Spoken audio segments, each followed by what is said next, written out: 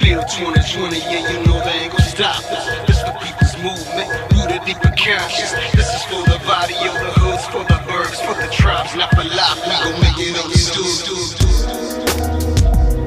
If social, political, and economic trends are not enough to consider within the realm of destruction, we come to the final, most important chapter of crisis: environmental destruction, resource depletion, sustainability. Michael Rupert is an ex-cop turned whistleblower and investigative journalist. He has spent the last several decades exposing government corruption, CIA cover-ups, the US government's involvement in the drug trade, and large-scale financial schemes that rob people of their wealth. His most recent self-assignment is the depletion of energy resources, particularly oil, and what he believes is the forthcoming collapse of societies worldwide. What amazes me is the speed at which things are falling apart, Rupert says in the 2009 documentary, Collapse. What we are most concerned with here is the depletion of oil. The fact that the global population doubled many times over after the development of mass oil extraction technologies. Transportation, electricity, the use of plastic, medical industry standards, and mass food production are all dependent upon oil. There are more than 800 million cars in the world as of 2011, and oil is used to make these cars, their tires, and their engines, not to mention the oil that makes them run. There is arguably no scientific alternatives to oil, at least not on the scale necessary to sustain life as we know it today. Oil is literally responsible for the birth and sustenance of billions of people on Earth. Take away the oil, and what happens to the people and their lifestyle?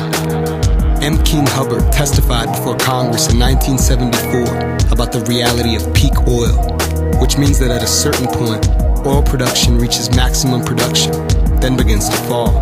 Peak oil basically signals the fact that we have used up roughly 1/2 of the world's oil resources. There is no reversal of peak oil, no matter how much money is thrown at the problem. Oil will always be in the ground, but the technology that it takes to extract it will become less cost-effective, and therefore more costly and less safe, driving up the cost of oil, electricity, food, healthcare, everything, making basic life necessities inaccessible for most people on the planet. President Jimmy Carter began warning the public about the overconsumption of energy and resources in 1976. Declassified CIA documents show that the government was aware of peak oil that same year. Various predictions regarding the exact point of peak oil varied, from 2005 to 2008 to 2010 to 2015. As of 2008, the International Energy Agency officially noted that global oil production was on the decline. Whatever the exact date, we are now within the realm of peak oil. The world has been thoroughly explored. There are no oil fields left. Signs of this reality are coming in rapid succession. Riskier and riskier methods of oil production are put into practice, which adversely affects the well-being of people, plant and animal species, and the environment at large. When the only goal is profitability, when the people are not informed of the true stakes, nor the true risks, safety and health concerns are overlooked, disaster is inevitable, and doomsday scenarios become real. The Deepwater Horizon oil spill that made headlines on Earth Day 2010 has provided the most recent reminder, spilling hundreds of millions of gallons of oil into the Gulf of Mexico.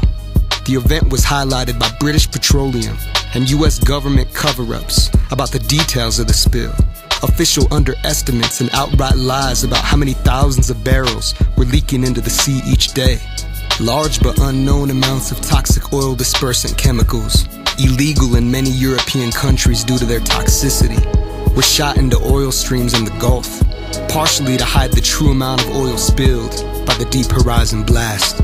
Beyond the irresponsible plundering of the Earth's resources, without a real focus on sustainability, we are dealing with the devastation of many living things. In 2010, Democracy Now! Reported on a new study by which the sampled Red List Index says that 22% of almost 4,000 plant species are threatened as a result of human-induced habitat loss.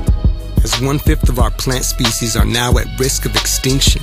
Stephen Hopper of London's Royal Botanical Gardens reminds us that animal, bird, and human life species are dependent upon plants for clean air and water, food, and fuel.